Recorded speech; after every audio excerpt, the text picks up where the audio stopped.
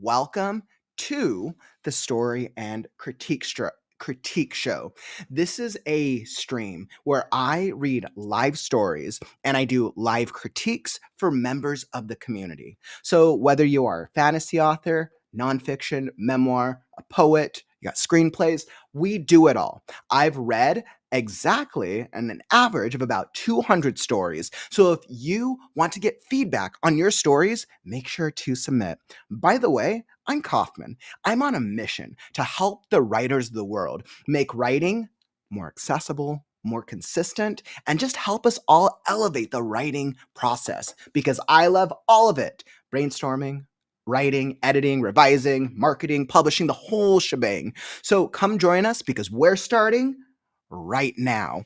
All right. So if you want to submit your story, the link to submit the story is down in the YouTube description down below. So highly recommend submit your story for either this stream if you're watching on the replay or future streams coming up. Now, how do we do critiques? So for those of you who are wondering, let's see, let me pull up my critique guidelines. Awesome. We're going to pull up our critique guidelines here. So essentially the way that I go do my critiques, I like to think of critiques. I like to break them down because it would be one way for me to be like, yeah, this is good, or this is good. But I think when we break them down into individual brackets, is this a character development? Is it a good character development or a bad character development? Is it a world building, a dialogue, plot, or style is now what I've kind of framed this into. And for now, we're not going to worry about grammar because most of these stories are probably in early drafts. And we just want to keep in mind that while grammar is absolutely important, if we see ways to improve the style, absolutely. But a lot of times we want to save grammar for the last stage once the story is sound. So what I always like to tell everybody in the community is that the type of feedback I give is similar to what you would expect from an alpha reading, which is somebody with industry or writing experience, and or a developmental feedback. So that is the type of feedback that you can expect to hear/receive. And if I'm reading your story today and I'm highlighting it, totally no worries. That's neither good nor a bad thing. That's just a way for me to be able to keep track of the stories as I'm going so I don't lose my place. And most importantly, join the conversation, my friends. If there's something that stands out to you and you're like, wow, bomb.com, fire, that is the best thing I've ever heard, then make sure to drop a comment because I guarantee you, whether the author's in the live stream or watching on the replay, they will really appreciate your feedback. At the same time, if there's something that didn't work for you, you're like, hey, that's something about that writing just didn't make sense, drop a comment, let the author know, because we have to keep in mind that all feedback is subjective, but our goal is to help each other so that way we can all reach our dreams of becoming published authors, getting our stuff out there, and we are all in this together. So it is my belief, all feedback is good feedback as long as it is delivered in a way that is kind and clear. All right. So I feel pretty good. So we're going to be hopping into our first one. Let me just queue up. We're going to be starting with Shadows Fall. So this is a dark fantasy lit RPG Gamelit by author Cayenne Sear. I was like, hopefully I said that correctly. Okay, so let me get to this one. All right, beautiful. All right, so I got it all queued up on my end, and since I'm kind of in a different studio today, I'm kind of playing around with got a slightly different layout today, so I want to make sure that you guys can see everything. And let's see. Yep, so Cancer, I'm just getting your story. We're starting off with yours. I think I saw some questions. Yes, Dragon's Roost. So for the Faded Fantasy Fiction Contest, it's flash fiction. So it makes it easily accessible. Make sure to come back on our Monday update streams. That's when we make announcements for the ReadNow community. So if you want to learn more about the Faded Fantasy Fiction Contest, we'll be making more announcements for it in the next coming Mondays. So that way you can kind of see oh, is this the right contest for you? It's for fantasy, romance, and the romantasy genres. So we'll be announcing more soon, but I'm so stoked, guys. That's our next community event. Our Freaky Friday fiction contest in the fall was so much fun. We had such a great time with it. Let's see. Ooh, dragons. I hear the painful, torturous screams of the grammar Nazis. No grammar Nazis in this community. I was like, but ask me to edit something and all the grammar comes out. Jim, our contests are absolutely free to enter. There is no contest entry to enter the Faded Fantasy Fiction contest because I want to make it as accessible as possible. Is it possible that could change in future things? Sure. But right now, I'm not planning on charging an entry for the Faded Fantasy. So that way, everybody has the opportunity to get their work read, try to get their work out there, and really just grow as a writer. Because that's what we want to do with ReadNow. Our goal is to grow together. Awesome. Thanks, Dragons. It's exactly $0.00. All right. He got the pronunciation somewhat right. I was like, Dragons is like, hopefully. I was like, Kian Sear. Cayenne Sear. Because it was either Kian or Cayenne. I was like, I knew it was one of the two. Ugh. Right. Kauffman butchering names. All right. So let's see what we got here.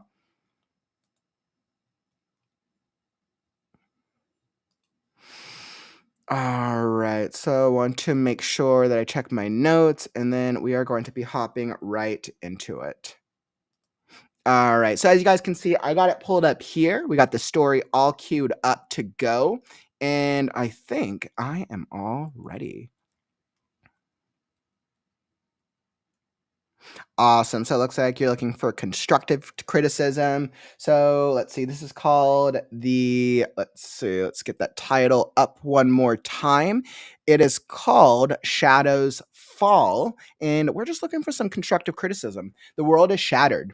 Zion is on the brink of a dark future, yet only a regressor shall reveal a deeper mystery and shed light upon the ancient god of war.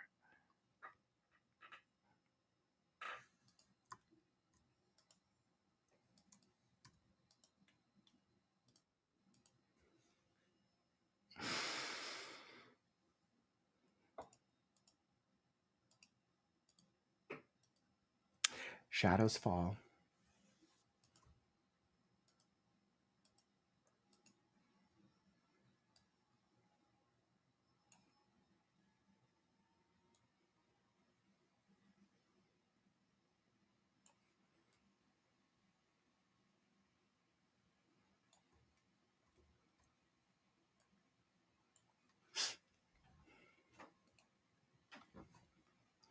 Prologue. A Small Spark. Zion. June 1st, 2135. Things had gone beyond what everyone, including Derek Crimson, had realized when the final quest of Sagecraft Online at World's End was completed. At first, Vier's announcement of the game's final expansion had gotten every player in a mixed uproar about a potential sequel to the flagship game, or, at the very least, some hints about what its ending should be, but no one expected a Ragnarok style true ending to occur.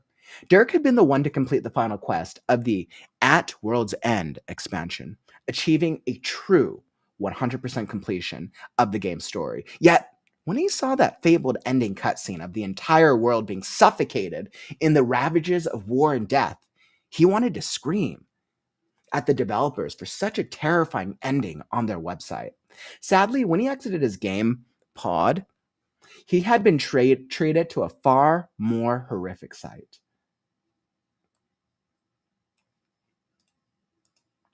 Before I'd even gotten the chance to rail at the developers for the game's ending, Derek bore witness to his own world being destroyed. Various new channels all over the world of Zion were reporting of anti-awakened missiles and plutonium-powered devices being launched to cause widespread fear, nuclear fallout, making even those born with Esper-like abilities powerless to stop the inevitable destruction of their world. Zion was a world where a certain percentage of the population was born with powers, called awakened elites or just espers, and the rest were just simply not born with powers. Similar to Earth in this notion, their technology was slightly more advanced in almost every aspect, and there were even a couple of nearby planets that had been colonized for at least 50 years. Those interplanetary colonies also had their own troubles due to the effects of Sagecraft Online at World's End, but it had been considerably less affected than the homeworld of Zion. Colonies aside, the main world in the solar system had a very similar world power structure to Earth.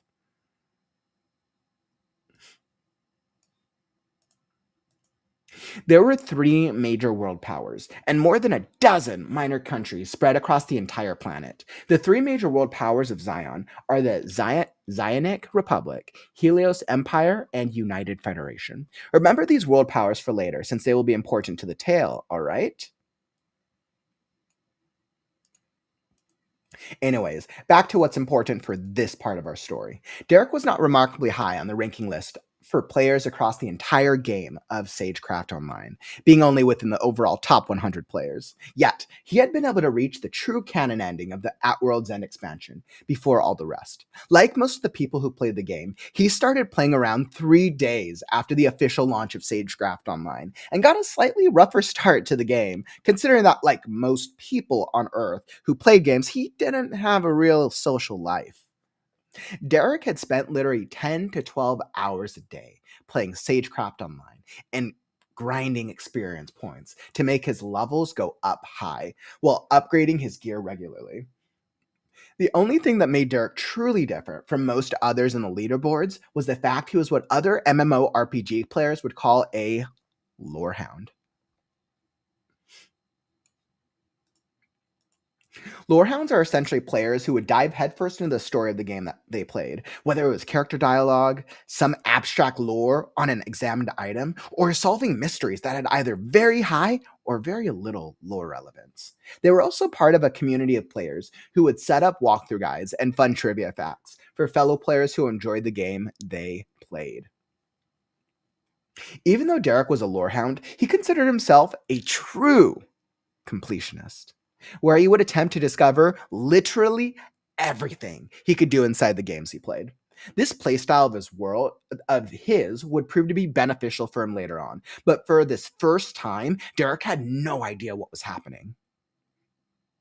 When he started to slowly piece together what was happening around him, the fear and bone chilling dread began to flow through his blood. His mind, already overworked from hours of grinding out quests, and the like, simply could not withstand the devastation that was already overtaking his world. Derek's hair began to turn silver white from its original brown due to the fear, and his body seemed to age rapidly too. It soon turned out to be too much for Derek to withstand, and his body would give out just as one of those anti-awakened plutonium field missiles struck his house, ending his original life. If you've read the General Regression web novel or book, you know that things for Derek were only just beginning. Within the single within the single moment before his entire world was destroyed, and his own subsequent death, a lone deity, who had once called Zion home as a mortal, recalled his turbulent soul at the precise moment of death. While placed relatively low on the leaderboard as part of the overall top 100 players in the game, and having acquired general knowledge about such events, Derek fit this deity's requirements nearly perfectly. She wanted to champion a soul for regression to before Zion's destruction and get vengeance for the planet's destruction by the hands of Vier Interactive. Yet, as she found Derek's soul, his turbulent state mind made her wonder exactly who she was choosing. His very soul was stained in fear and dread, but that didn't make her wonder. No, what did make her wonder was the growing arcane affinity for one of the destructive schools of magic in the eternal system, Umbromancy. Shaking off her growing wonder at her own decisions, the deity started to awaken Derek's slumbering soul. This deity, who had been long forgotten by her homeworld's modern inhabitants, was once called Luna, after the very full moon which shone on the day of her birth thousands of years ago. A master of the astral arts and powerful elementalist during her era, Luna had long since elevated past the demigod tier of cultivation to acquire godhood and prolonged lifespan of over 1,000 years as a base value. Yet this was before the world of Zion had been cut off from the eternal system due to a violation of its core rules. The Violator had long since perished and reincarnated into lesser forms dozens of times over due to their crime, but the world of Zion suffered immensely as a cause. As to why Luna risked it all to call forth a soul from her homeworld, well, she had long known that Vier Interactive had been plotting something dangerous and kept an eye on the proceedings, not making any moves due to not having a suitably world presence to even make such moves anyway, while waiting patiently to see what their plans were for her home. Luna was essentially not going to let her home get destroyed without a fight. In this regard, she was extremely willing to get into trouble by sending her chosen soul back through time to the point where the game had not yet launched. Summoning forth a blank fourth dimensional spell matrix around Derek's soul core, Luna began to inscribe the runic script for a spell to awaken mortal souls below the peak demigod tier of cultivation. As she inscribed the runes, neither she nor Derek's slumbering soul noticed how a small dark gray wisp flew into the array and purged out a pure black droplet into the environment, fading into the nothingness itself. This was not of Luna's grand design for vengeance against VR Interactive, of course, but it would have drastic ramifications on the future of Zion once Derek regressed back. Not everything can be easily clear after all.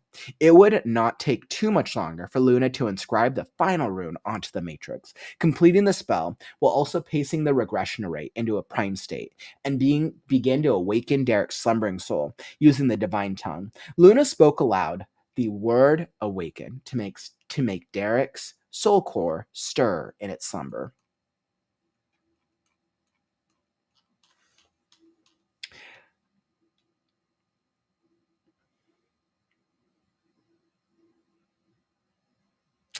Okay, so we are going to pause the reading there because I want to make sure I have time to give you some awesome feedback. So awesome, awesome, awesome. So wow, I feel like I've gone on like such a journey in like the course of a few minutes. That's incredible. First off,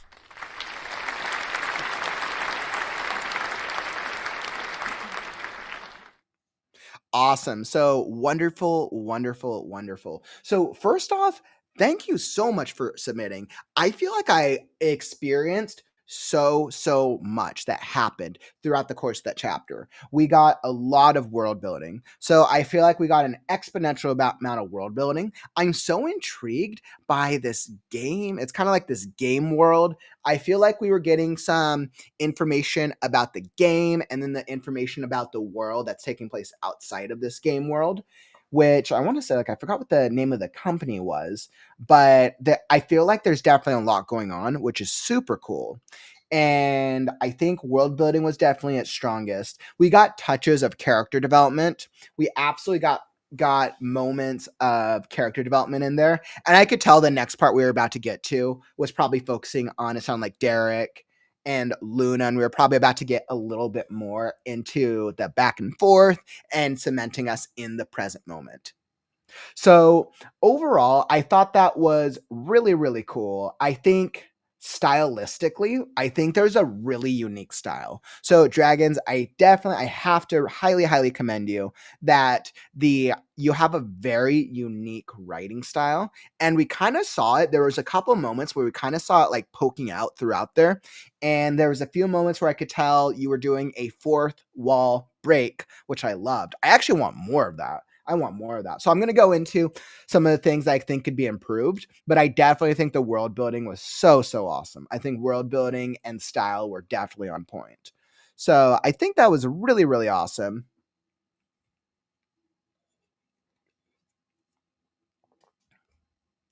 All right. So let's get into the feedback. So let's see. So I definitely highlighted a couple points I kind of wanted to touch on. So I see what let's see. We got some good questions here. I know, Dragons, you were asking if we knew about VR, which was super cool. If we could guess what it was.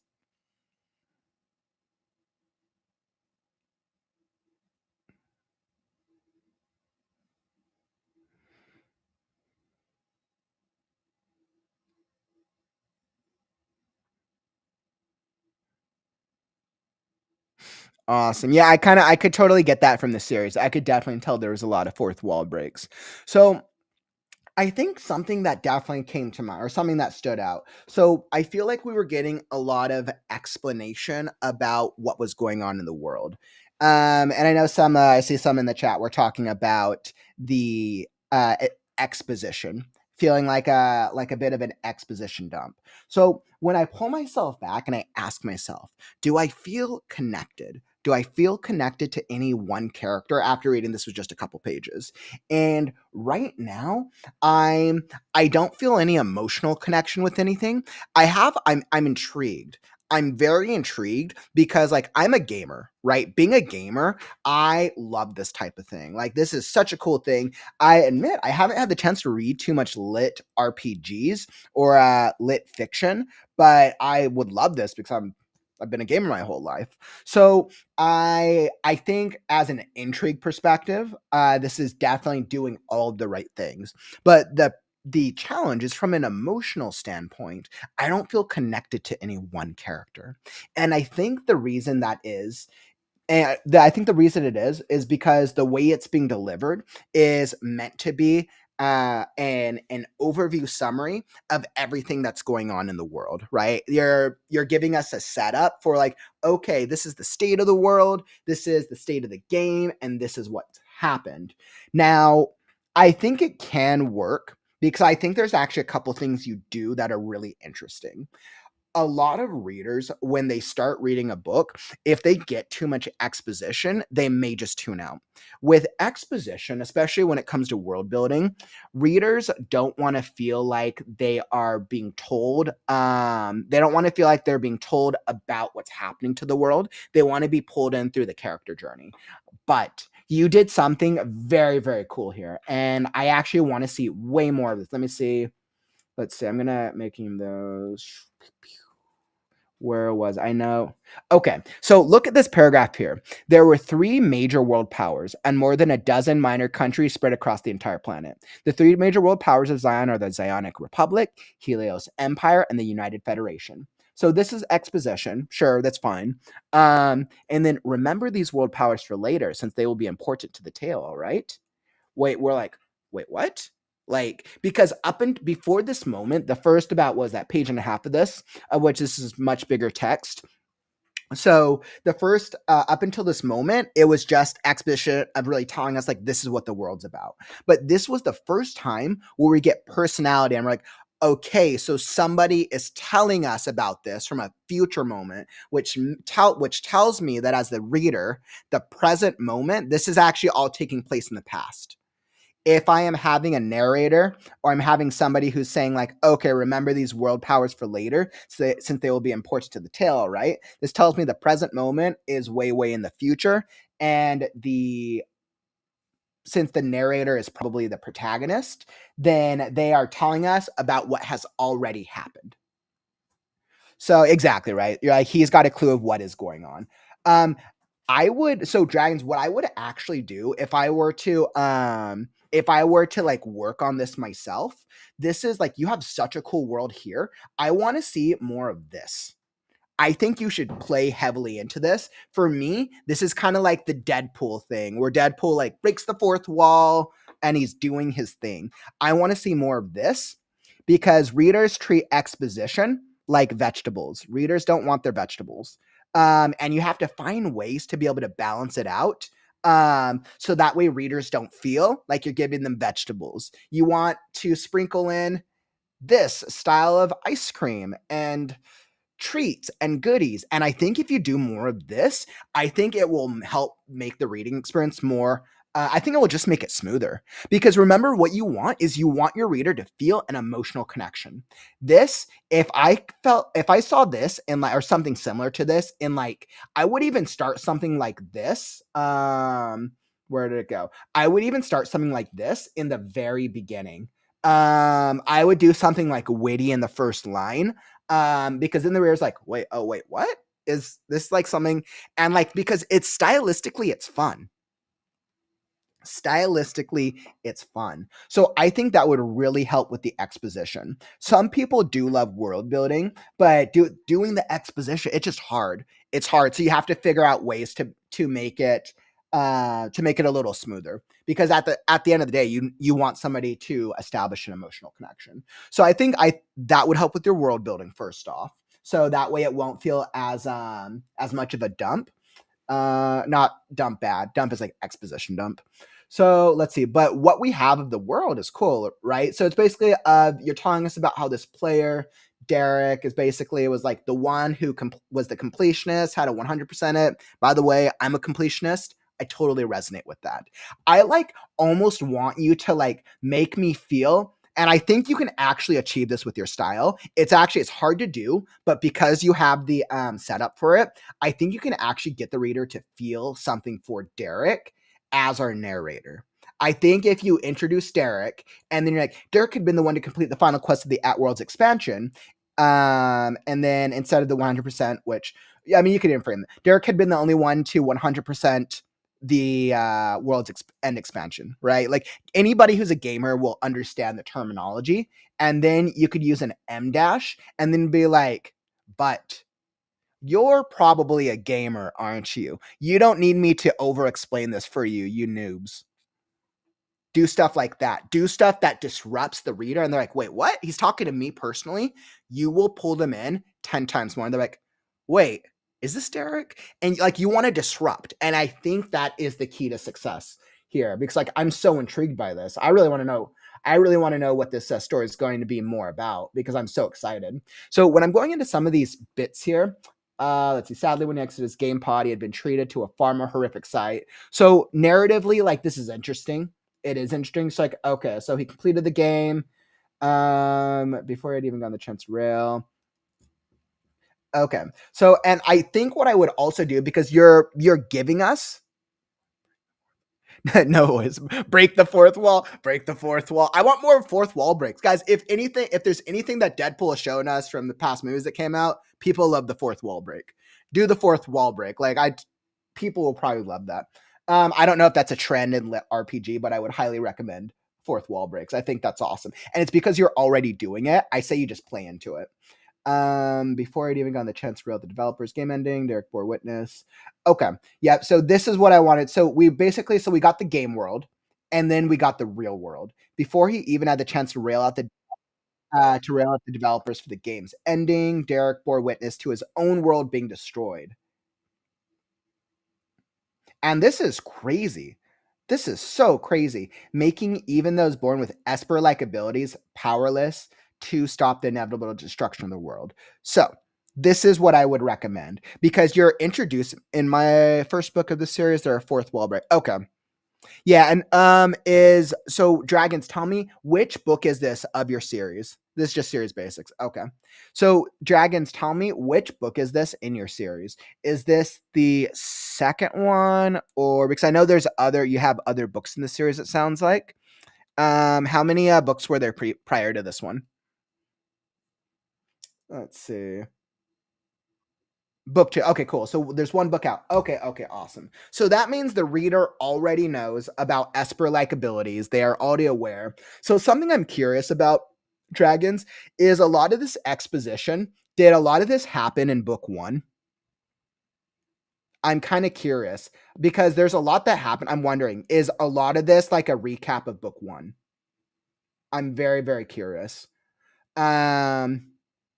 Because it's possible that you're trying to recap to catch the reader up, but you might not actually need that much for a recap if a lot of these were events from book 1. Because you're going to assume, and I mean, I think what you're trying to do is you're probably wanting to make it so anybody can hop into any of the books, book 1 or book 2, and still have a great reading experience. But if a lot of this is recapping book events of World 1, I would actually cut it out.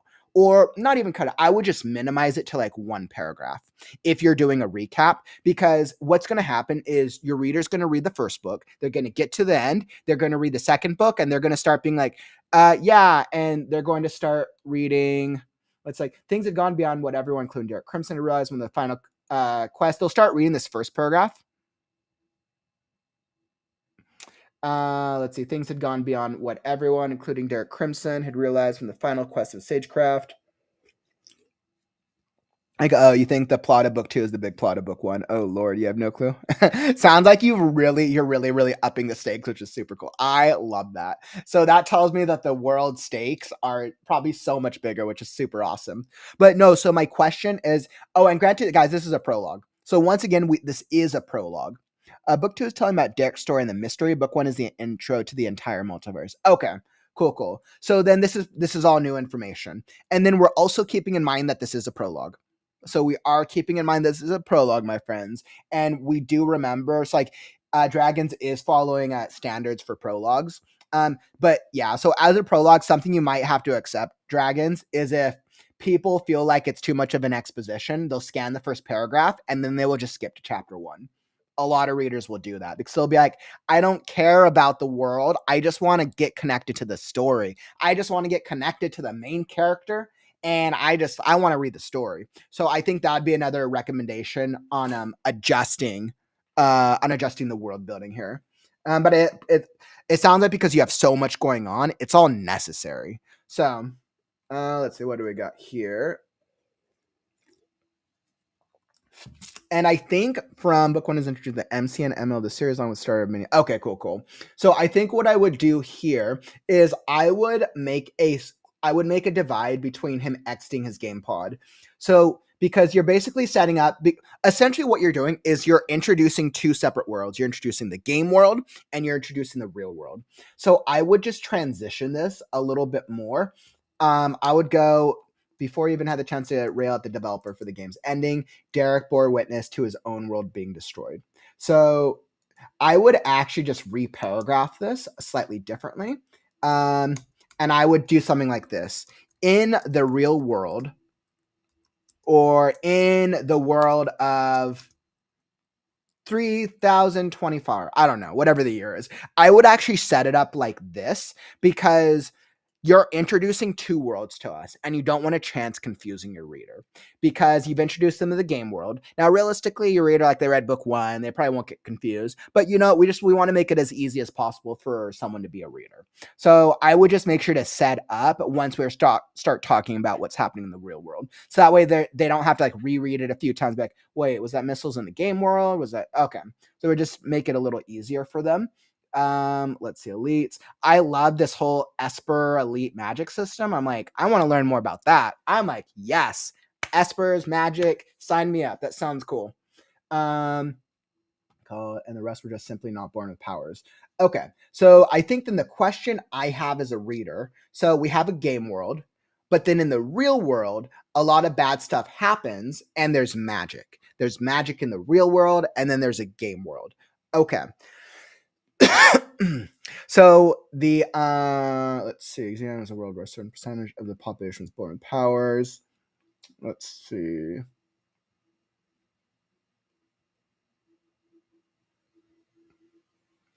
I think it kind of seems like what's happening is that he experienced something really bad in the game world and then it happened in the real world. I think that's kind of the vibe that I'm picking up on, but I could be wrong. I want to imagine the narrator, the GM, sitting in front of a bunch of computer screens with maybe a cat. Yeah, that exactly, LeMay. That's like same here. I want to envision what this narrator looks like. Let's see. Varus making those born with Esper. Zion was a world where a certain percentage of the population called Espers. Sagecraft. Those interplanetary also had their own troubles due to the effects of Sagecraft Online, but had been considerably less than the homeworld of Zion. Interesting. And the rest, similar to Earth in this notion, their technology was slightly more advanced in almost every aspect. So I think what I'm trying to understand is, so we have a video game, and then we have the real world. Derek had to be. Oh, yeah. When he saw the fabled ending, suffocating the road, he wanted to scream for such a terrifying ending. Okay, so I think what I'm trying to connect, and I think that's probably just a wording. So I'm trying to understand how his what he had witnessed in the game world is this, it like matters for the real world. And I think what it is, and correct me if I'm wrong, Dragon, but I think what it is he experienced this crazy war and death thing that happened in the game world. He 100% it. He got out, and then that happened in the real world. That's kind of what I'm picking up on. I think I would make that just a little clearer because that's badass, by the way. I love that. That is so badass. But I want to just make that super clear. So, world's expansion eventually, when he saw that failed. Sadly, when he exited, he had been treated to a far more horrific, suffocated in the road. He wanted to discriminate for such a terrifying ending on their website. Sadly, when he exited his game pod, he had been treated to a far more horrific sight. Okay, so I think, sadly, when he exited his game pod, he had been treated to a far more horrific sight. So I think I would go something like this. Once again, this is just a subjective suggestion. You can take it or leave it. But I think what I would do is just to make that a little clearer, because I want to understand, like, okay, so video game world, how does that matter in the real world? So that way it's clear to me. Sadly, when he exited his game pod, the same terrifying events had occurred, were taking place in the real world, if that's what's happening. And then you can go into like the missiles and all that. I think I would just make that a little clearer, so then they're like, oh, okay, yeah, game world, okay. So that, because if that's not clear to the audience or the reader's going to be like, okay, if the world's blowing up, why are people playing video games? People are going to ask that unless you make that clear. Unless you make that clear immediately, the reader's gonna be like, all right, well, why is he, the world's ending, why is he playing a video game? Is he just like trying to like hide and not worry about the world?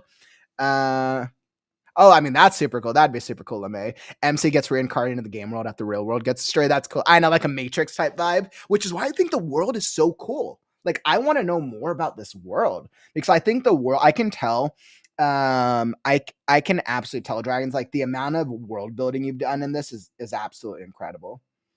So, and I think because you've done such an extreme amount of world building, I want to make sure that the reader gets it, that they get it from the very get-go. So, yeah.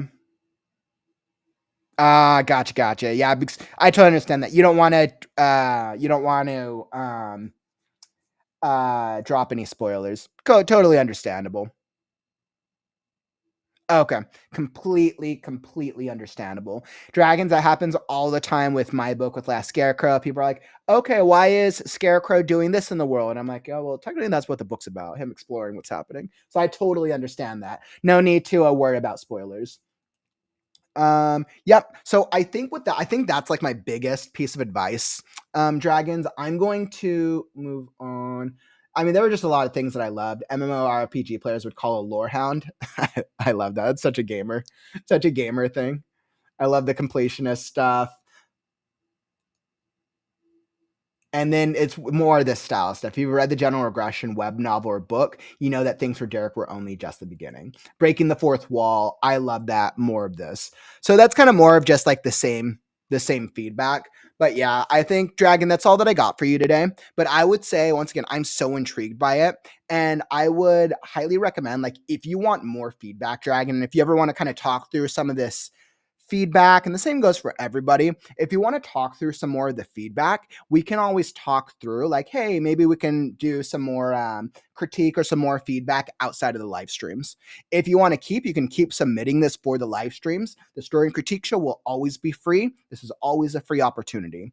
If you want to talk to, like, hey, I want to talk through these parts of the story and make sure this and this makes sense, or maybe you want editing or critique feedback, I'm always happy to talk about it. So, but yeah, definitely, I would say, Dragon, thank you so much for submitting. Definitely a really great experience. And I hope that this feedback helped you out a little bit, my friend. I really did. I think it's so impressive that you've already published the first book, which is like so incredible. Really incredible. And I think that's absolutely something to be proud of. Okay.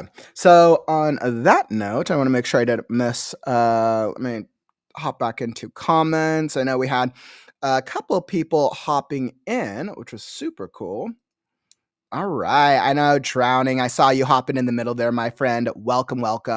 All of any newer writers in the community, if you're just hopping in, what do you write? What type of writer are you? Right now, we're having a mix of different stories today, but I always love to hear what other writers are writing.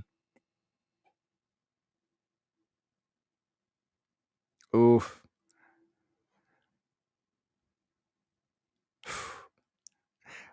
Awesome, Nil. I saw you hop in as well. Awesome. I saw a couple of you guys hopped in, so very, very cool. My bad. Excellent. Okay, so I feel pretty good about that. That was a great, great start to the reading experience. Yeah. So I'm just catching up on comments. Pew, pew. Okay, yeah, like, Kauffman, I highly recommend reading my first book to get a much better view of what's happening in the universe. Yeah, I mean, I would love to. This is what I always tell readers because I'm always or writers. I want to read everyone's stuff. I get so many asks. So what I recommend is if you have an audiobook, because I'm so busy, audiobooks is the how I listen to stories these days. So like if there's an audiobook available, I am much more likely to be able to add it to my TBR. So, or when dragons, when we get to like a Gamelit month, I'm sure we'll have a month for that type of books. You should submit it. Yeah, for the book club. Courtney beat me to it. You beat me to it, Courtney. Yes, I was getting to the Read Now book club. You should absolutely submit it. Great way to get your book out there. Let's see. Yeah, White's here. You and me both, my friend. Like, I have massive respect for those that have already published. Like, mad respect. Awesome and totally understandable. Totally understandable. I'm always surprised. I'm not saying for you, but I know a lot of authors, writers don't have audiobooks. I'm always curious if is it d- I'm always curious if the reason that a lot of authors don't do audiobooks is because they don't have the time to invest, or is it like a money thing? Like, okay, well, I don't feel like I can afford to pay somebody to do an audiobook. I'm just gonna record my own audiobook. It's gonna cost me $0 because I can record everything myself. And I think for anybody who's publishing a book, audiobooks are such a huge missed opportunity. Such a huge one, right? You're gonna have the ebook, the audiobook, because there's an entire market of people who only listen to audio. So, but that's always my thoughts. Maybe it just needs to be more accessible. Hey, Dragon, that's what's up, my friend. Like, even more is that my book is self-published. Absolutely, congratulations, my friend. That is always such a huge achievement. Excellent. So, what we're gonna do, we're gonna get into our next story. We're gonna be hopping into pages. We're gonna do a little poetry. Woo! Poetry. I'm super stoked. Okay, so we're gonna be hopping into One Fateful Night, which is a piece of poetry by our very own author, Paige Penrose. And by the way, if you're enjoying the stream, follow and subscribe. We're here every day with the ReadNow community, 460 consecutive writing streams and counting. If you're looking for a daily writing community with writers of all skill levels, of all genres, of all styles, if you want things like the critique stream, the author interviews, the book club, the fiction contest, we literally got it all. This is a community to help you stay accountable and to just help inspire you when you want to work and chill with other writers. So make sure to tap that follow or subscribe button and you'll be alerted when we go live. All right. Woo. Okay, so I am ready. We're going to hop straight into Paige's story. Let me pull hers up. All right, so we're hopping into this next one, which is poetry, which is always really cool. I haven't gotten a poetry recently, so I'm actually super excited for this one. Which means it'll probably be a little shorter, I imagine. I'm not sure. Okay. And then ignore the formatting for it. Sometimes formatting with Google Docs can be a little funky. All right, let's get into it. Okay, so I am ready. So we're going to get into this one.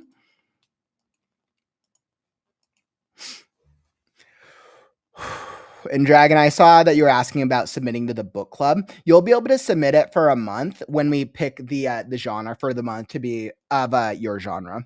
Last month we did supernatural, paranormal. What was that? Paranormal fantasy, and then this month we did science fiction. So I would say just make sure you're sticking around. You're just staying tuned, and you'll be able to find out when we do it. Yeah, Dragons, thank you so much. I see that the Right Now author interviews. So right now I have the podcast. I think we're actually currently booked out to about the middle of summer. What I would actually highly recommend is if you want to be on the podcast, you can always shoot me a message, email me, you can DM me on Discord, any of the social media platforms, or shoot me an email. And you could put in an application. So I would love to. I love talking to everyone about writing. Or you could always join us on one of the Wednesday writers groups. The Wednesday writers groups where we all just kind of hang out and chat writing nonsense is kind of the easier way if writers ever want to just come out and come hang out with us on stream. So, okay. So with that being said, let me hop into it. I'm loving the gaming vibe. I want to go game, guys. Dragons, I blame you for wanting to go game now, even though I'm not able to game. Okay. And I am ready. So, getting into One Fateful Night, fantasy by author Paige Penrose.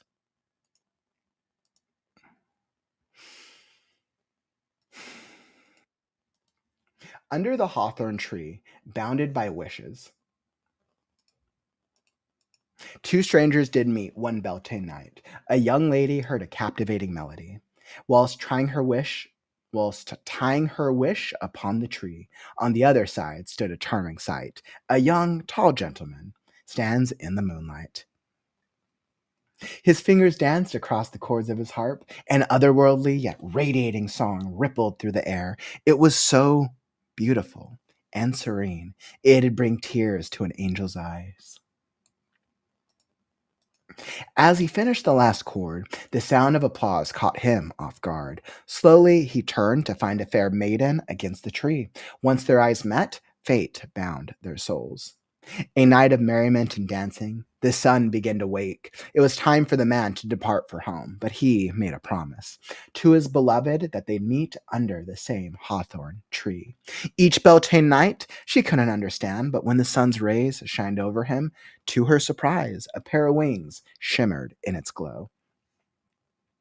Without hesitation, she promised to see him on the next Beltane. So, every year, they met at the same tree and partook in the festivities, dancing around the bonfire, chewing down on bannocks, having a merry old time full of laughter and cheer. If only time could stand still to let those young lovers mingle a little longer. But the rising sun drew close their fun, for it was time for her love to return to his world. One year she grew frustrated at their promise and thought, why must it be for one day? Why must I only see him on Beltane? Her patience grew thin, having to wait what felt like an eternity to reunite with her beloved. But a day was not enough, yearning to be with him, so she made an important decision. By the next Beltane, she leave the mortal realm to be with him. On the night of Beltane, her beloved awaited her at their favorite spot. Out of the shadows, she arose from the bushes, armed with a backpack and a basket full of bannocks, trinkets, and various vegetables. She expressed her grievances to him, saying she was tired of their arrangement and had decided to spend her life with him. If you are not to go through with this, you may never return home, he said. She took his hands into hers, stared deeply into his sapphire eyes, and said, when I'm with you, I'm already home. He pulled her into a warm embrace, his wings wrapping around her like a silk blanket, safe and comforting, tender and soothing. He led her deep into the woods until they came across an archway.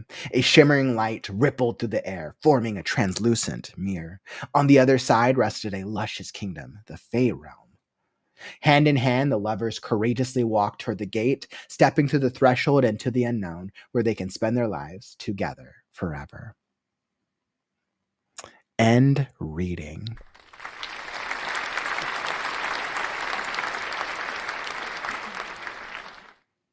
Paige, thank you so much for submitting this, my friend. I always love poetry. I love doing live readings of it because you get like that lyrical rhythmic style that is very unique to poetry. Yeah, it's not songs. It's like that step before lyricism. So I just want to say, first off, I love your language. I absolutely love, love, love your language. I felt like it had these undertones of this almost, it was like pseudo like whimsical world with these two young lovers that happened on Beltane. So I absolutely love that. I think I got like so into the reading, and I think like clearly I was happy with how you had framed the rhyme. I think structurally I was really happy about it. Now let me just put out here, I wouldn't say that I'm an expert in poetry. So when it comes to forming certain styles of poetry, that definitely would not be my expertise, but I can totally, of course, give feedback developmentally on how I kind of feel overall about the story. So, but yeah, overall, the vibe, I felt like it was whimsical and kind of fairy tale like, and it felt like that's what you were going for. I liked that whimsical type fairy tale dynamic that we got from that story. So, really, really great work on that part. Let me hop into the reading itself. Okay. So I think we had a really strong start here talking about Beltane. And I think you did the setup really, really smoothly. I love. Like you have a sense of your word choice is very unique to your writing style. His fingers danced across the chords of his harp. An otherworldly yet radiating song rippled through the air. It was so beautiful and serene, it'd bring tears to an angel's eyes. I think the only thing I would have wanted a little more of in this beginning is who is he? A young lady heard a captivating melody. All right. So the young lady is our protagonist and the young gentleman, because then we started getting wings later on. So I'm like, okay, so they're both like fairies, or maybe one of them's a fairy. So they turn to find a fair maiden. Yep. A night of merriment. So we definitely got the vibe. All right, two meeting under the moonlight of Beltane. Shined over to him. To her surprise, a pair of wings shimmered in its glow. Okay, yeah. So he's the fairy, or he's the fae. She promised to see him the next. Okay, so I think that she's the human. I believe she's the human. Going every Beltane, they see each other once during the Beltane, and he's like this mystical fae that is like probably like sex appeal and like very romantic, and he's like the one. So I think I would have just clarified in the beginning a young lady. So because when you use young lady and then young gentleman, I just assume they're both like human people. And I do like that you actually list here the wings, but I think because of that, you have to define that she is a human. So that way there's just no confusion. So I would have just picked some word choice somewhere to define a young lady, pale skin, human, fair of 20 years or something. Like you could find better word choice than I could. So I think I would have just had a moment so that way we're clear. Okay, this is a young lady. And then we could have inferred that he was a young gentleman. You wouldn't have had to say it. But then when you had the wing bit, you're like, oh, okay, cool. He's a fairy. Awesome. Fairy, human, fae, love. And that goes in like the whimsical fairy tale part of this. Okay, so we have the setup. She sees him, but it sounds like she's been seeing him. To his beloved, they'd meet under the same hawthorn tree each Beltane night. I almost wonder if it would be stronger if this was the first time they saw each other. I think it would. I think structurally or developmentally, I think it would be a little stronger if this was the first time. Because my question is, why does this story start on this Beltane? Yeah, so it's like up until this point, why this Beltane? What is different about this Beltane? Otherwise, what's happening is really you're just setting us up for the story that's about to happen, right? Yep.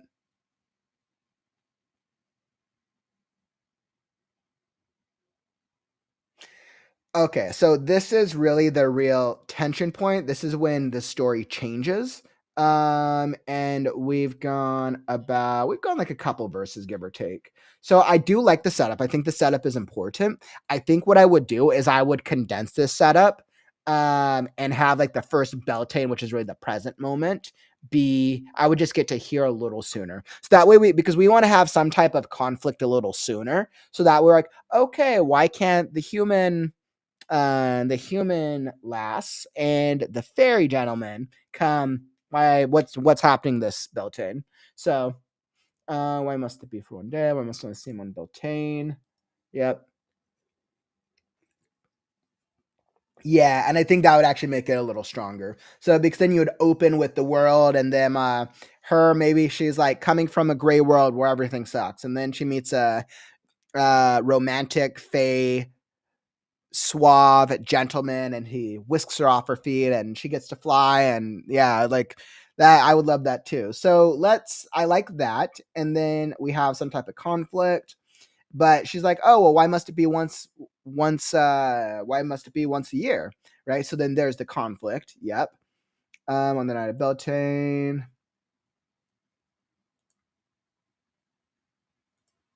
Hmm.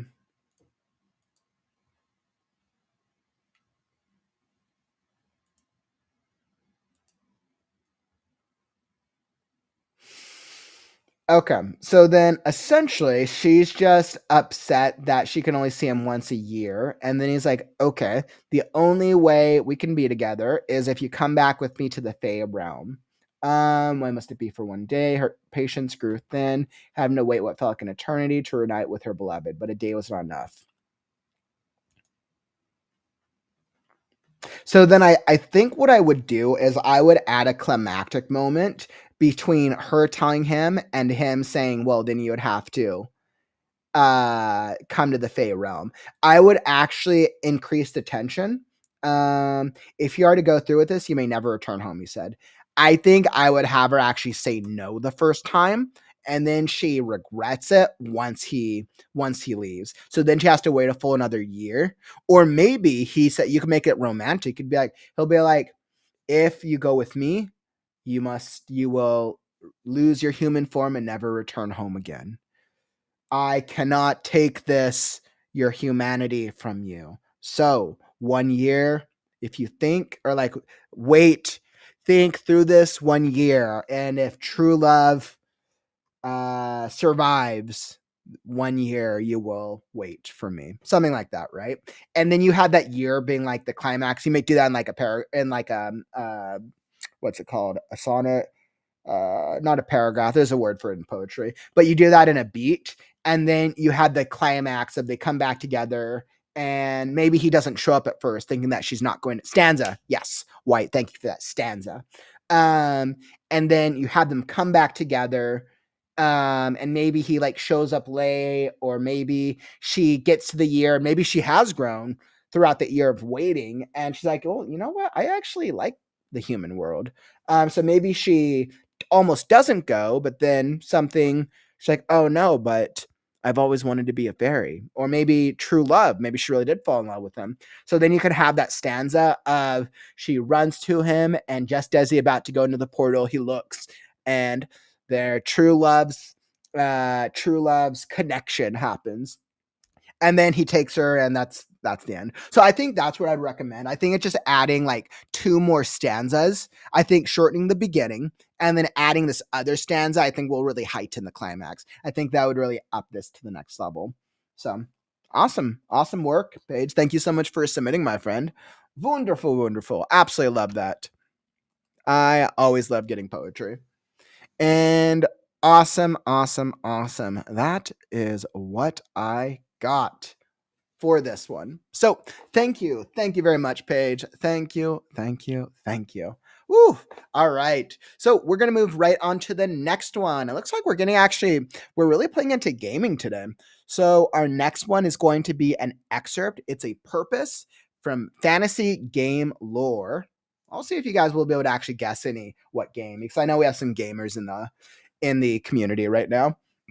So a purpose is what we're going to be doing next. But in the meantime, I would love to hear, what do you guys think of the story so far? Is it entertaining? Do you guys like hearing different styles of stories? Yes, no, maybe so. What's your favorite type of story to hear on the critique stream? For those of you who've been around for a while, you guys have heard all the different styles, right? Fantasy, thriller, children's, memoir, horror, science fiction, all the genres. Do you guys have a certain genre that you really like to hear the most, or that you feel the most like inspires you? So I'm always curious to hear that, especially now that we've done 200 stories. So that's like, I'm like, wow, wow, wow, wow. That is so crazy. White Sierra. Like I'm super enjoying hearing other people's journeys. And that's really what it's about, right? It's like we get to be involved with other writers at certain points of their journey, whether it's early on in the drafting process or later in the drafting process. And that like inspires me. I always feel like it's my role and my job almost to help writers continue to bring to life the things that they're already doing. So I'm like, if there's any things that like for me, and especially as an editor, I try to find all the problems I can. And then it's the author, it's their choice. They can take all the feedback, they can take none of it, but hopefully it just helps them get to that story that they really want to see. So hmm.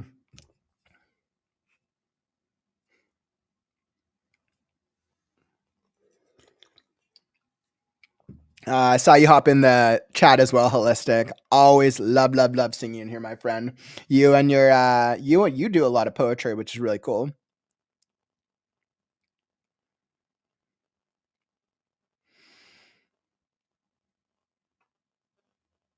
Yeah, I know, right?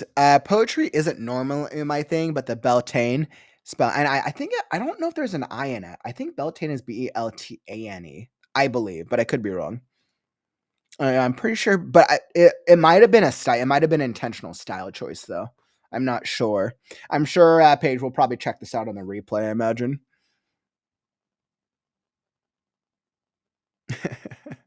Courtney, you're like, I love the different styles of stories. I always enjoy the horror ones, and I normally hate horror. You and me both, my friend. What's funny is of all the story genres that we do, thriller and horror for some reason is always what keeps people the most. As well, always keeps viewers the most engaged, the longest. So awesome. Great. So I feel good. Let's hop into the next one.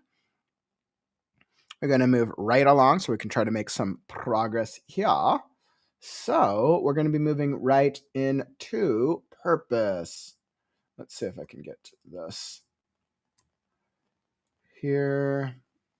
All right, perfect. Okay, so I think that is good, and I believe I am all ready.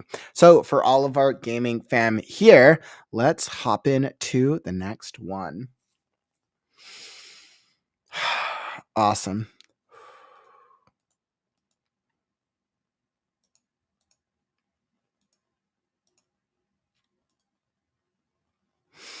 A purpose.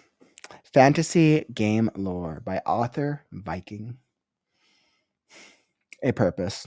Once in an empire forgotten by many and buried under the sands of the desert, I lived as an orphan among many others.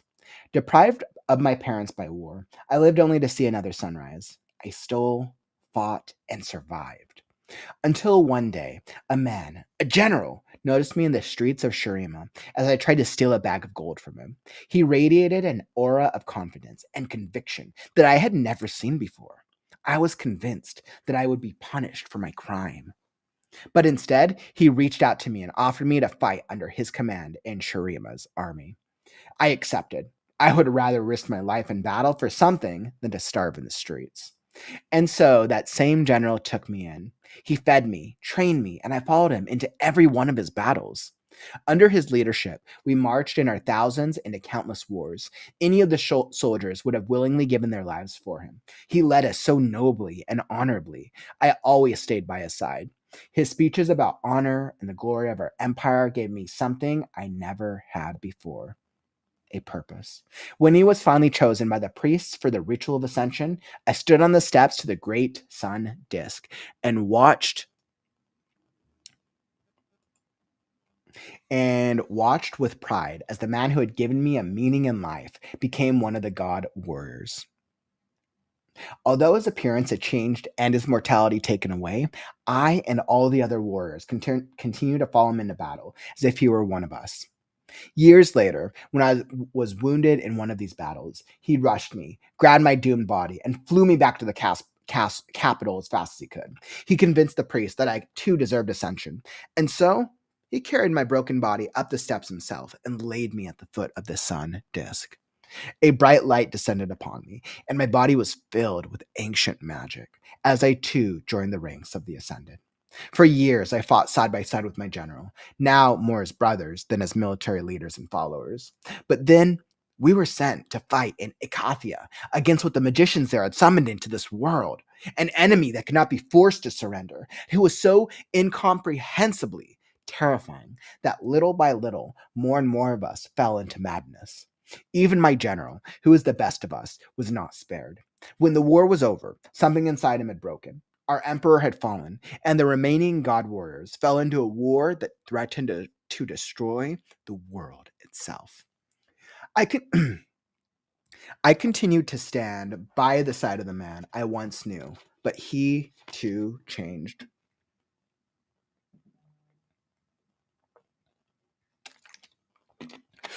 When we finally faced our former brothers again one day, a magic stronger than any of us had ever felt suddenly flowed through our bodies. I screamed as I saw my general's body twist, literally tear apart, and be pulled into the blade he had carried into battle. I wanted to rush to his aid, but my body too flowed violently into the war claws I wore out my hands. I screamed, and then silence. A cruel, suffocating darkness enveloped me. It left me to my feelings of guilt. I had lost everything. The empire I once served, my general who had given me meaning in life, and also my freedom. In that silence, I mourned for centuries. No, millennia. I thought about how I should have prevented all this from happening, blaming myself for the downfall of our brotherhood and the collapse of the empire. All I longed for was a second chance, a chance to do better. Then, eons after I was trapped in the darkness, I sensed something. Someone was trying to use the claws that held me motionless. He spoke of making a nation flourish again, of restoring it to its former strength. It was not a human, but something else. I could feel the magic in his veins. His animal hands grabbed me, and I entered his mind. I took over his body and created an image of my former appearance from his flesh. I opened my eyes and found myself in a room full of cloaked figures. A woman approached me. She seemed unintimidated by my appearance and spoke in a clear and calm voice. "It's nice to make your acquaintance." I was still looking around, overwhelmed by the feelings of freedom that had just been given to me. The woman looked at me with a determined look and said, "Now tell me, are you willing to commit yourself to a foreign country, a foreign nation, or do you prefer the silence of your prison?" I lowered my head and bowed. "You have given me the freedom that was denied to me for thousands of years. I am in your debt for that. How can I be of service?" Although this was not my home, nor was the woman opposite me one of my commanders, I would not trample on the gift that was given to me. The woman nodded in satisfaction and continued, "Noxus has changed. It was once a proud nation built on strength and ambition. But today, the people here lack these qualities. There are still those who honor the old values, but the inhabitants are degenerating from their laziness and arrogance. This weakness is spreading like a disease that we cannot stop alone. We ourselves cannot slaughter those inhabitants of our own country who are in the process of letting it degenerate. Therefore, we need your services, if you are willing to do so, of course." I happily agreed, although what was being asked of me was cruel and barbaric. It would finally give me something that I had not had for thousands of years: a purpose.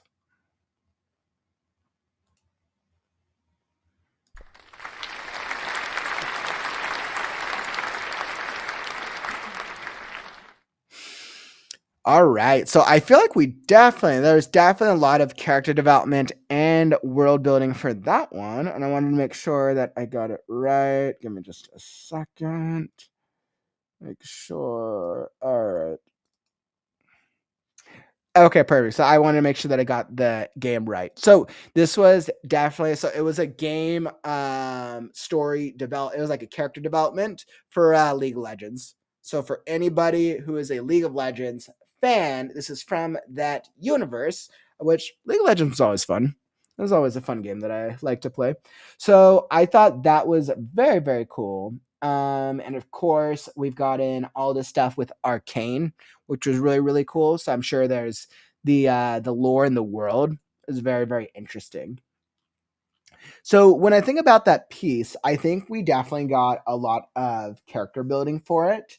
This was definitely a very much like description of what this character was going through and the events that were leading up to this character finding a purpose through the events of what's going on with the world. Now, I'm not super familiar with the lore and the mythology, so I can't really speak to that, which is usually what I'll tell people when I get things that are fan made stuff. Why am I blanking? Blah. Not the fan made genre. When you're writing things that are based on a mythology or based on a pre-existing franchise. So I think from a pure storytelling perspective, I think there you captured the history of what was going on in this world, which was good. I think I did want to feel a little bit more about what was happening with the character. And when I say that, I think I really wanted to just have a better I wanted to emotionally feel the character journey. I feel like I was kind of getting like almost an encyclopedia, like an exposition on like this is happening to the character, but there wasn't a moment where like I felt his pain.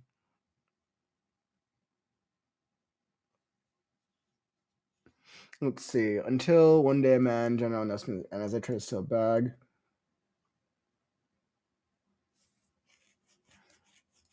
Right. So I think there would be a couple of moments where it's like, right, when he got caught for stealing, he's like, I would rather risk my life in battle for something than starve in the streets.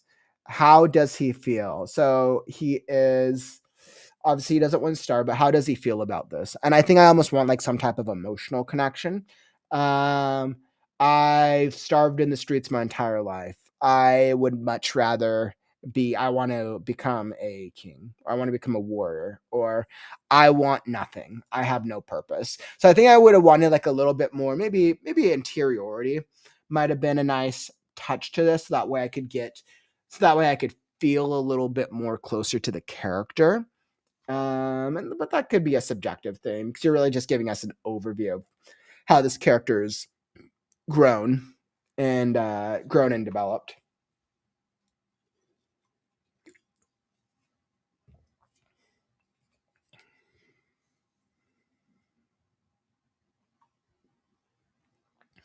Yeah, because really this story is following the character as he's getting like a different purpose from each of these different moments in his journey.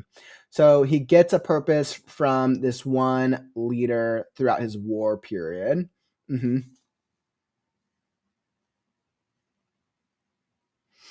So it's really this general is the first one that gives him purpose. Then he goes to fight years later because you're jumping around in timeline. Years later, when I was winning one of these battles, he rushed to me, grabbed me. Yes, and my body was filled with ancient magic. Yeah, okay. So he's a warrior. And he basically gains his purpose by following this general, and he grows over time. So I would say that let's see. I like that there's growth. I the thing is like I know all the events, but I just don't feel anything. So I think it really what it needs is just interiority because even though I wanted to rush to his aid, but my body two flowed violently into the war claws I wore in my hands. I screamed and then silence. How a cruel, suffocating darkness enveloped me. I screamed and then dot dot dot silence. The the agony. I feel the agony of being torn apart from the inside, like, and then I would do like a metaphor or a simile, like this, and this. Do you know what it feels like, or have I ever felt what it feels like to lose the thing you love and then have it ripped away from you? So I think I would get a little closer to the reader in that sense with interiority. And I think that would help further establish an emotional connection a little bit more.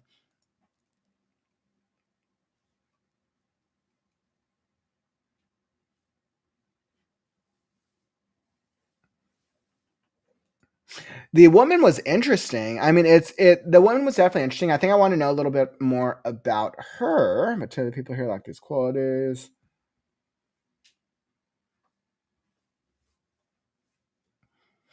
Yeah, so I think I might have wanted, other than that, she's like a cloaked figure. I think I would like to know who is this woman, especially if she is like a reference to like a League of Legends character. Which that's my guess is she's probably a league. She's probably a character would be my guess. I want to know which one it is. I wanted a couple more hints so that way I could like even as like somebody who would love the lore of it, I could like pick that out of like giving some type of like descriptive hints of okay, this is who that is. And then especially fan fiction. I was like, wow, I don't know why I was playing on fan fiction. But then anybody who's a fan of League would be like, oh, that's the character. Yeah, now I'm even more down for it. Because fan fiction type stuff, people want to see as many Easter eggs, as many things that make them think about the main universe, and it like ties it in as much as possible. So awesome. Those are my recommendations. Good luck with continuing to write this. I don't know what it was for. I guess maybe this is like for fan fiction, but really, really great work. And I hope that helps out a little bit. Thanks so much for submitting. Thank you. Thank you so much. Awesome. Awesome. Awesome. Awesome. Woof. Okay. So I'm going to take a stretch for just a second. Okay. So oof. Okay. So, on that note, we are going to be mixing it up a little bit with this next one. We are we are going surreal. I hope you guys are in for an experience. So, the title of the next story, Sexbot Em-Dyne, Secret Agent. This is surreal action sci-fi with elements of humor by author Chris Gall. So we're gonna see what happens in this one for sure.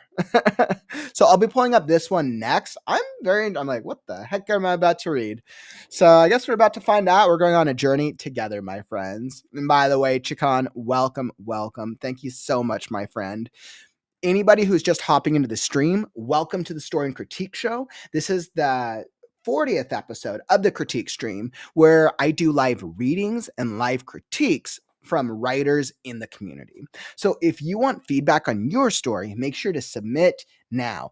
All of the stuff is linked down in the YouTube description. If you're on one of the other platforms, you can find the info in my profile. So definitely.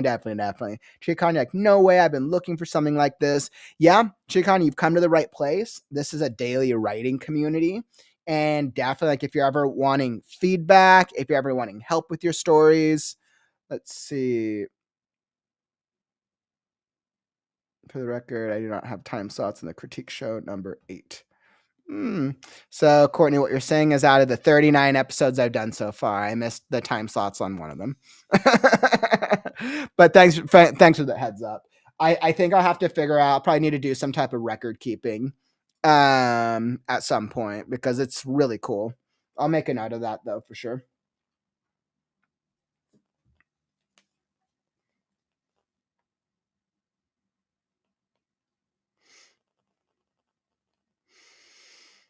Awesome.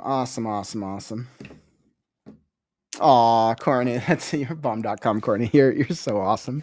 You are so awesome, Courtney. I appreciate you, my friend. I know we've been having a lot of people asking about what types of stories are being on the stream, and I'm sure people will really appreciate that, Courtney. It's probably all the more reason I need to set up a critique stream channel. But yeah, Chikon, definitely if you want like feedback on your story, you should definitely submit. I'll drop the submission link down in the chat if you want to submit for future episodes of the critique stream. We do the critique stream every other Saturday. So I'll drop it here. Critique, that's for the critique submission form. Awesome. So I just dropped that in the chat for anyone who wants to submit. The next episode of the critique stream will be Saturday, April 19th. So that will be the next episode. Awesome. And then let's see. So what are we working on now? So before we hop into the next one, I just want to do a quick call out for White Sierra. That's a great question. What sort of things can we submit? What sort of things can we submit? If you click on the submission form, it kind of goes through what to expect, but you can basically submit anything. You can submit anything. I accept all genres. I accept all styles of storytelling, from books, novels, poetry, screenplays, graphic novels, anything. I think the only thing I don't do is I don't really do like school type. I wouldn't do things that are like generally nonfiction. I could do things that would be for like certain styles, but like anything that would be like education based, I probably wouldn't be able to. I just don't think that certain styles of nonfiction would really work well on this type of experience. But generally, anything that's fiction based, I'm generally able to get to. The only styles of all the areas of fiction, the only styles that I've really seemed to struggle with out of the past 200 stories is generally fan fiction if I'm not familiar with the lore. If I don't know the lore or the terminology of the world, I can still give like feedback on like how it sounds, but I just won't be able to give feedback on like, okay, you might have like touched this one. I got one fan fiction one time, which was like, I think it was a My Little Pony universe, and I just like a lot of the references just went right over my head because like I just didn't know. But another time I got a Harry Potter fan fiction, and I'm a Harry Potter fan, so I got all the references and it worked well. So I think fan fiction is the only one that kind of goes back and forth depending on the universe. So yeah, but like I said, I think all styles are valid. I actually think fan fiction is an excellent way for a lot of writers who might be struggling with writing or are beginning and want to like get into writing, because I think fan fiction is awesome. Hmm. Great question, White. Great question. And while I am, before we hop into the next one, let me just do a quick shout out for editing and writer coaching services. It's the beginning of April. I have one editing spot. So if anybody's looking to get editing or even reading, so I offer all of the services, whether you're looking to get an alpha read, a developmental edit, a line edit, a copy read, a proofread, getting feedback on your story. What is different about my services as an editor is you will generally also get a story Bible, which breaks down all of the parts of your story that I've gone through. It breaks down the character development, it breaks down the world building elements, the dialogue, the style, and each of the different elements, and helps give you a guide for how to go about fixing your story. And then if you're working on a series, it's great. You can hop back to different parts without having to go read through the entire manuscript again.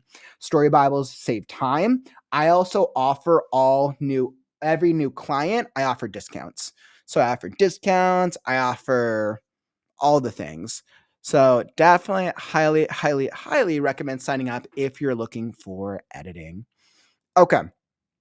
So, on that note, and then anybody who wants to sign up, just drop that down in the chat. Okay, so on that note, let's get into it. We're going to be hopping into this next one, which looks crazy bananas. Sexbot Em-Dyne Secret Agent. Let's see what we got here.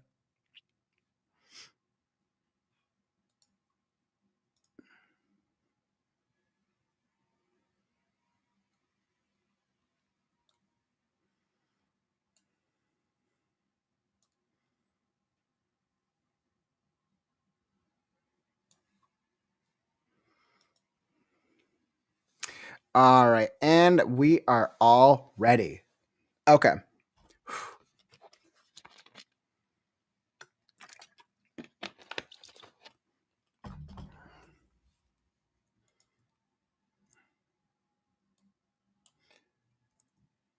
All right, so I think we're about to go on a journey here. So let me get this. Let me get my that, and we are good.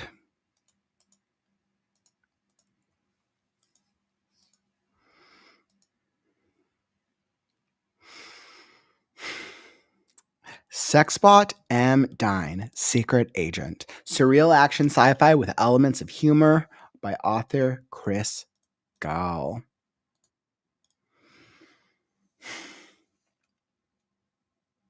Target has entered the building, tan suit, accompanied by 4 bodyguards. I didn't need the update. I spotted Reggie Elgato Simpson through the plate glass windows of the hotel lobby well before he entered. I turned to my partner. How does a Midwestern white dude fresh out of the trailer park get a name like Elgato? I asked.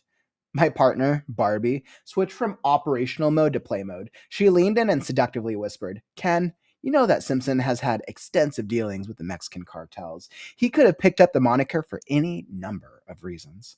Her simulated breath tickled my ear. Yeah, that's right. My partner is a repurposed Cyberdyne Sexbot. But here's the thing. Cyberdyne originally built bipedal battlefield recon drones. They were equipped with multiple wideband sensors, infrared, temperature differentiation, speech pattern recognition, and a whole host of AI behavioral recognition software.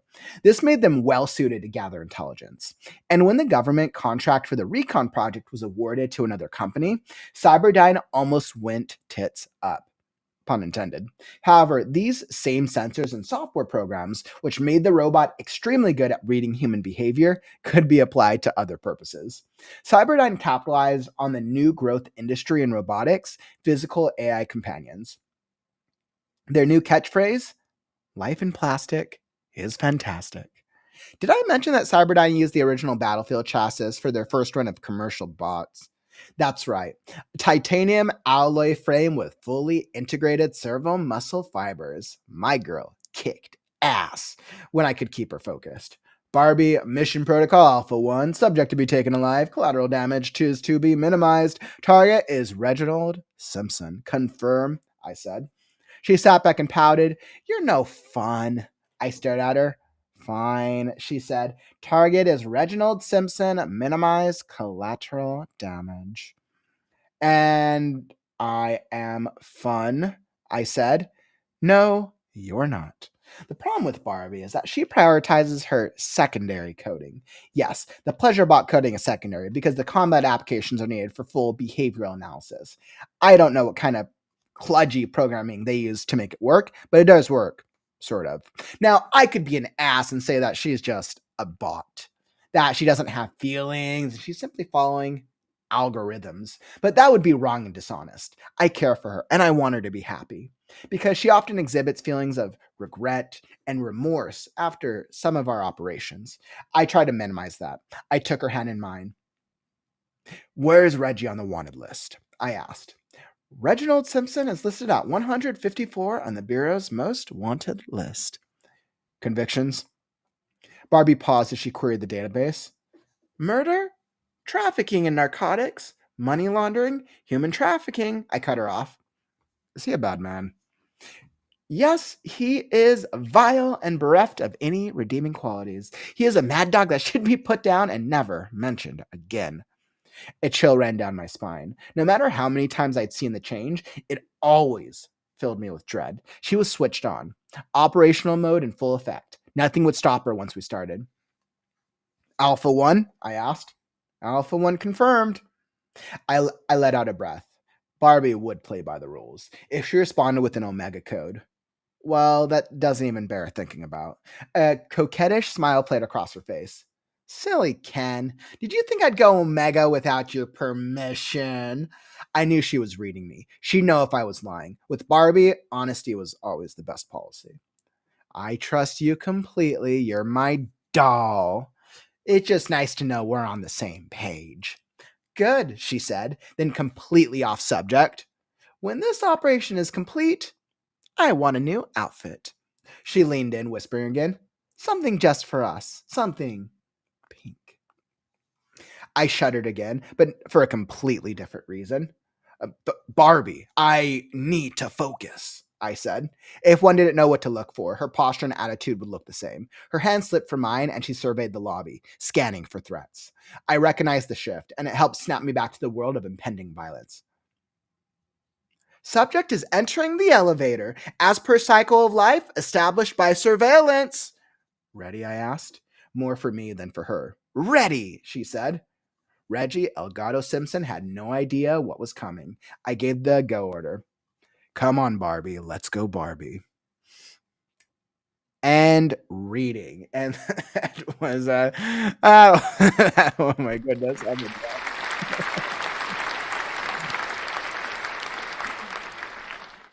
All right, Chris. Thank you so much for submitting that. Wow. Wow. Wow. Wow. So I feel like that was what an interesting story. So I was actually a fan. I was a fan of that. I feel like we got a lot of different elements, and you could definitely tell that it had that very undertone of comedic humor. That's exactly what it felt like. Terminator meets Aqua. Good call out, White. Is this a short story or the first chapter? Master, I saw you ask that. Let me pull up the submission and see. Let's see. Let's see. So basically, I think it's a great beginning of some longer story. And what would be your ideas for the continuation? How do you see the story overall? Okay. So basically, what they're asking is they want to know. It sounds like this is like the start, and this is how much they've written so far. The story was based on the Barbie song lyric. Yep.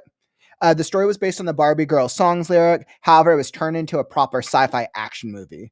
Barbie doll is a secret agent RoboCop converted from a sex toy. Using AI technology, she can't recognize emotions, follow instructions, etc. However, sometimes she still keeps switching back to her sex toy mode settings, which there's a whole area for a lot of fun and comedic elements to that. A lot of comedic moments to that. Okay. So yeah, so I would say, wow. So I definitely liked it. I think it's actually a really interesting world, and I think we can all, regardless of whether or not you saw the Barbie movie. That was what, last year, I think, 2 years ago. Pretty sure that was last year. But when the indie Barbie movie came out, it did really well. But it didn't do well because it was Barbie. It did well because it was the script for it was really well written, and it was a very interesting take on it was a very interesting indie take, and it just did well. So I think you could totally play into something like this, and I think you have the starts for some really interesting characters. So if I think about what we have so far, I am very much intrigued. I think you have a nice dynamic between the two, which I was actually such a fan of. I like that you have Barbie and Ken essentially. But he has what, Reggie. Okay, there's the guy they're searching for is Reginald Simpson. I was like, okay, Simpsons reference, maybe. But so we basically have Barbie and Ken, and we don't really know too much about our protagonist, which it seems like Ken is kind of the protagonist since it's being told through his eyes. But Barbie, it's really about her. Um, and I think there's a lot of fun things that you could definitely do. I kind of liked the back and forth where Barbie kind of goes back to work. Barbie's like this action hero in the story, but then she kind of goes back into her like, okay, like sex conversation, sex talk. And he's like, Barbie, stay on focus or stay on target. And I think that you could play around with that dynamic between the two. Especially if you have if this is like Ken from Barbie and Ken. I think there's a lot of things you could play around with depending on how Ken like you want the main character to be. Right, White's here. Yep, even down to I want a new outfit. Yep, exactly. I think there's so many things you could play around with. Let's see. And I think what's interesting is you really call it out. You're like, my partner Barbie switched from operational mode to play mode. You're like, okay. So you're really playing to the fact that she's a sex robot turned action hero. So then, and I think there's something interesting about that, right? Her character journey, is she more than just a sex robot? Or I think that's what it is this Barbie character, is she more than just a sex robot? And I think that's actually a really interesting story that could resonate with a lot of people. And I think because there's such a high comedic undertone, I think you'd be able to balance the action and then the humor in a way that was intriguing. Let's see. White, so I think that's a good idea. Did you not bring any accessories, gear, Ken? Yep. You could there's so many things that you could go punny with this type of thing. Because there's so many like action and then is it like some type of like reference? There's a lot of things you could do. So I think this is a good start. What would I fix? Life in plastic. And I see you've definitely made a lot of references to the song, which I think works. I think my suggestion for if you're going to expand on the story and keep going, I would say make references to as much Barbie terminology and lore as possible. You can even make references to the movie because people are a lot of people who are fans of Barbie or probably have watched the movie, so you could probably reference that as canon. Reference things in the world of like what's currently popular for Barbie and currently popular for the brand. But then do cool action hero stuff.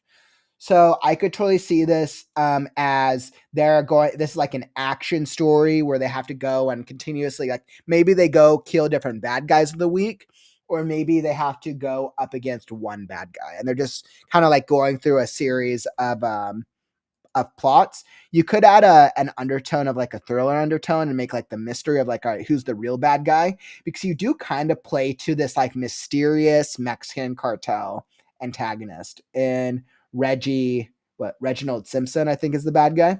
Reginald Simpson. And even I forgot what his nickname was.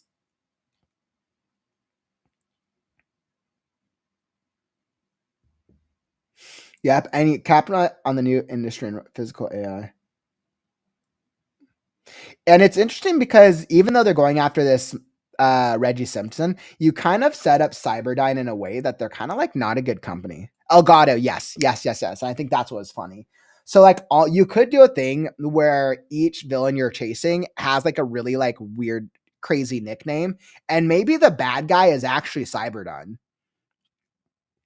Maybe the bad guy is actually the toy company. I mean, you could play into that.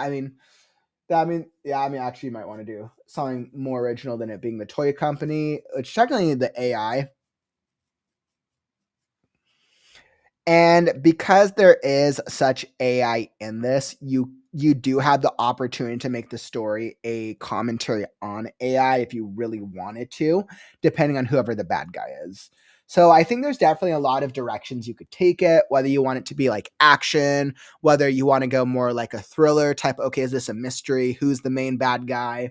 Or you could just keep it lighthearted, right? You could just be like, they're just going to go on random adventures every chapter, and I'm going to play around with funny like undertone sex puns and funny Barbie references. And you could totally go in that direction.